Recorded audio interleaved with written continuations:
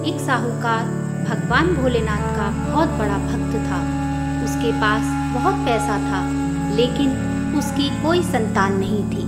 वो हर रोज भोलेनाथ की पूजा अर्चना करता और शिवजी के समक्ष रोज दीपक भी जलाता।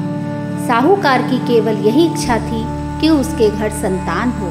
साहूकार की भक्ति देखकर माँ पार्वती ने भोलेनाथ को कहा, आपका ये भक्त दुखी है, आपको इसकी इच्छा पूरी करनी चाहिए। माँ पार्वती के कहने पर भोलेनाथ ने माँ पार्वती को बताया कि साहूकार के भाग्य में पुत्र योग नहीं है। अगर साहूकार को पुत्र का वरदान मिल भी गया तो उसका पुत्र केवल 12 वर्ष तक ही जीवित रहेगा। साहूकार ये सभी बातें सुन रहा था। साहूकार न खुश था न दुखी। वो पहले की तरह पूजा पाठ करता रहा। एक दिन उसकी पत्नी ने एक बालक को जन्म दिया। उसके परिवार में जश्न का माहौल था, लेकिन साहूकार पहले की तरह न खुश था न दुखी। 11 साल की उम्र में साहूकार ने अपने बालक को उसके मामा के साथ शिक्षा ग्रहण करने के लिए काशी भेज दिया। साहूकार ने अपने साले को बोला, रास्ते में ब्राह्मण को भोज भी करा दे।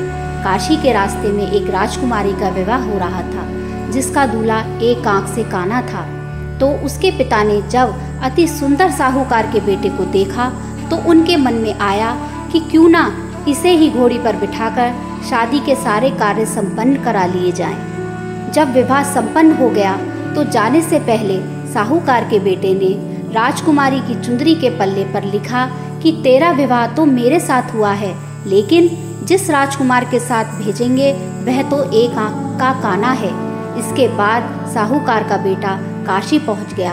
राजकुमारी काने के साथ नहीं विदा हुई। एक दिन काशी में यज्ञ के दौरान भांजा बहुत देर तक बाहर नहीं आया, तो मामा ने अंदर जाकर देखा तो भांजे के प्राण निकल चुके थे। मामा ने रोना पीटना मचाया। उसी वक्त वहां से शिव पार्वती जा रहे थे, तो माता पार्वती ने शिवजी से पूछा, हे प्रभु, ये कौन रो रहा है?